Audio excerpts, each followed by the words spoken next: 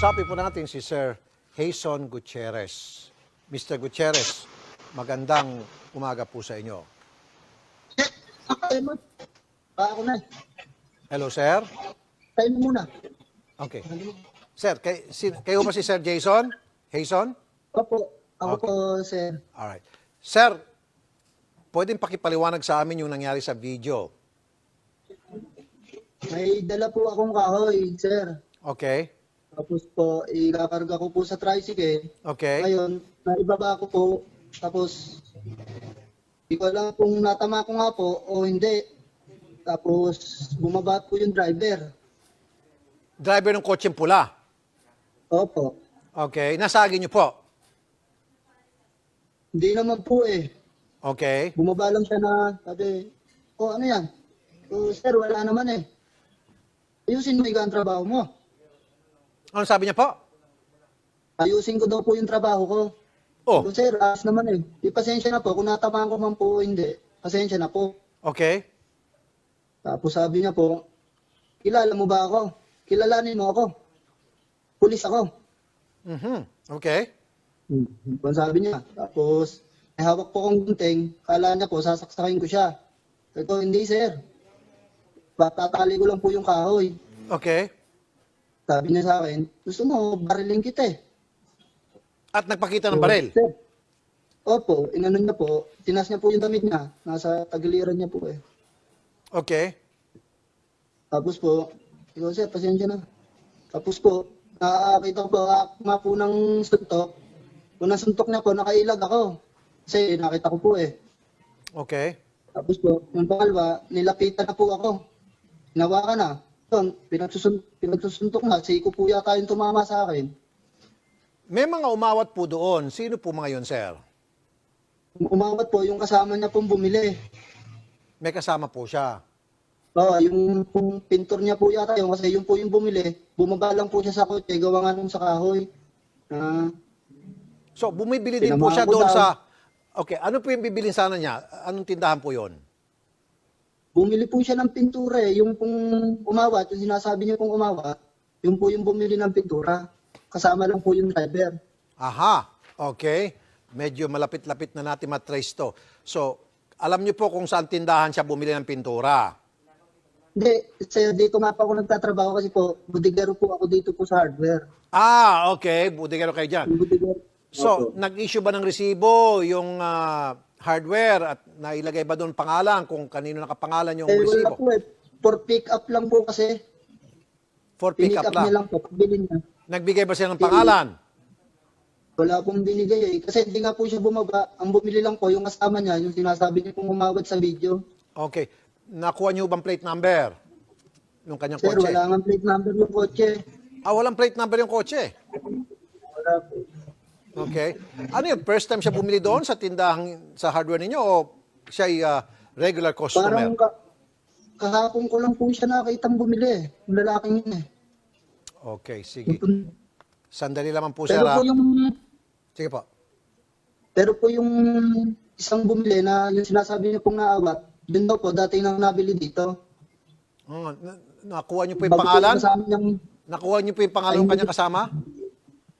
hindi po eh. Kasi sabi po ng tindera, parang dati na po nabili yun, yung pong naawat na sinasabi niyo. Okay. Siguro kailangan Tapos ipakita natin mukha nung kasama niya, yung umawat.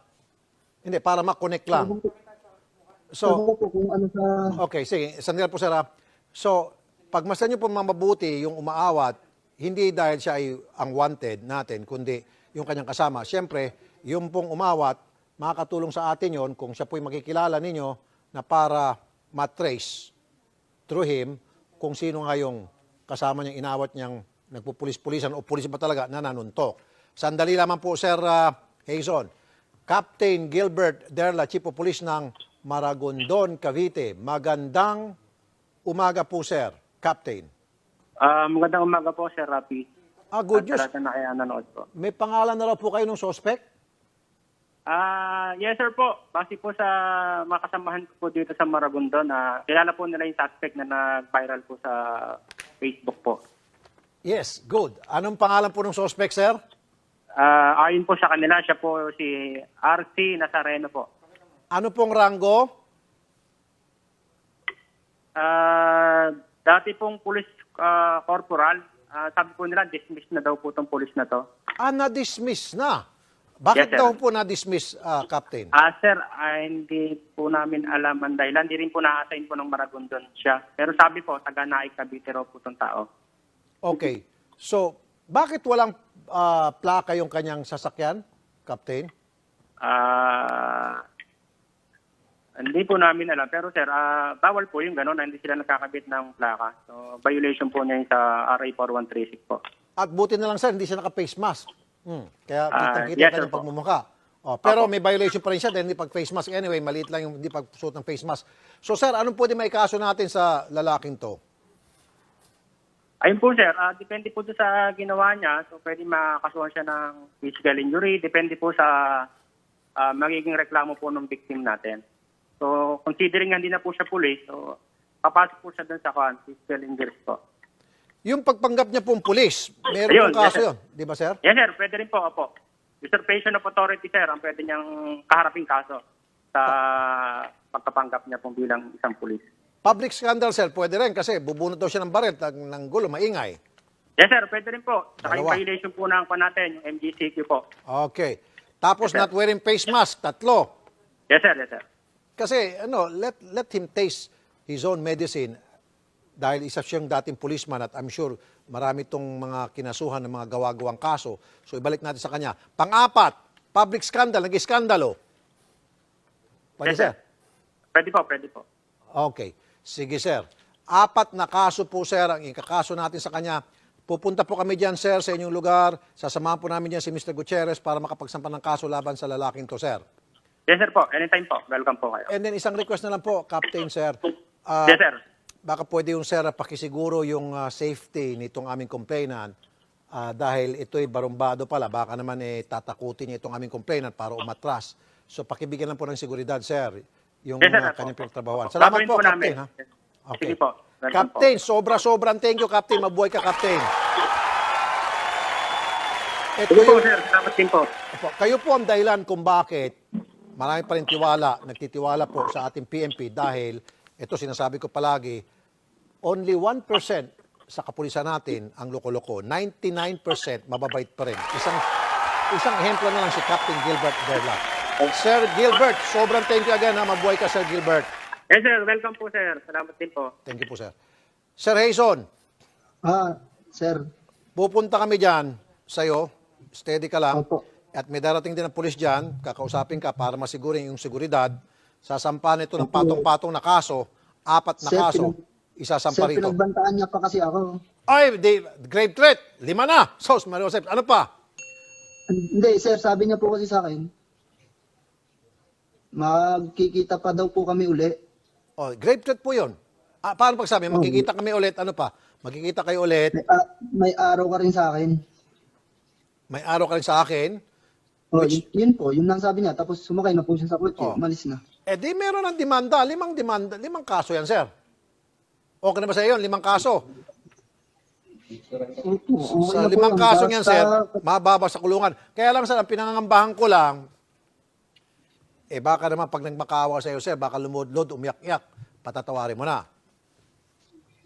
Hindi po, sir. Kasi nagsorry po ako sa kanya, nagpasensya. Ano pong ginawa niya sa akin? Nakita niya lang, porque po ganito lang yung trabaho ko ba, sir? Ang minamababa niya ako. Kasi lang. Sir, ganito sir, pag hindi ka atras, sinisiguro ko po sa inyo, sir, 100%, ito po'y makukulong. Maliban na lang kung kayo po'y nakipag-areglo at hindi ko may pipigilan kung kayo po'y naawa at makipag-areglo, sana po wag. Gusto ko Hindi mabigyan po ng leksyon ito nga. taong to. Okay, sir? Pagbayaran niya po yung ginawa niya. Kaya nga, sir, ang mga taong tulad nito, walang puwang sa ating lipunan dahil nasibak pala siya. Sabi, dismiss eh. So, ibig sabihin, may ginawang kalokohan kaya siya nasibak sa serbisyo. Now, wala na nga siya sa pagkapulis, nagpapanggap pulis para makapang-abuso. So, doble, kailangan po talaga nasa kulungan tong lalaking to. Okay, sir? Opo, sir. Sige, Salamat sir. po. Today or tomorrow, darating kami dyan sa inyong bahay, sir, o sa inyong pinagtatrabawan. Okay, sir? And yung pulis, sir, Sige parating po. na dyan sa inyong lugar. Okay? Sige po, sir. Salamat po. Sir Rafi. Magandang umaga po, sir. MJ, anong sabi ng netizens? Nako, Idol Rafi, ang dami nga nila. 15,000 sila ngayon dito sa Facebook, habang sa YouTube naman, 8,600.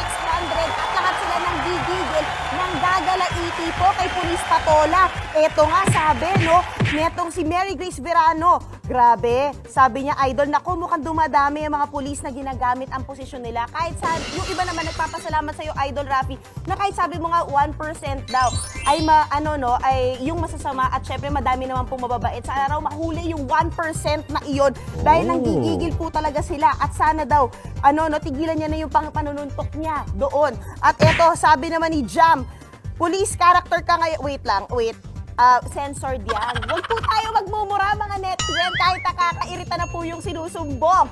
But anyway, ayun, Idol Rafi, ganyan sila kagigil ngayong umaga na ito. Back to you dyan sa studio. Salamat, MJ.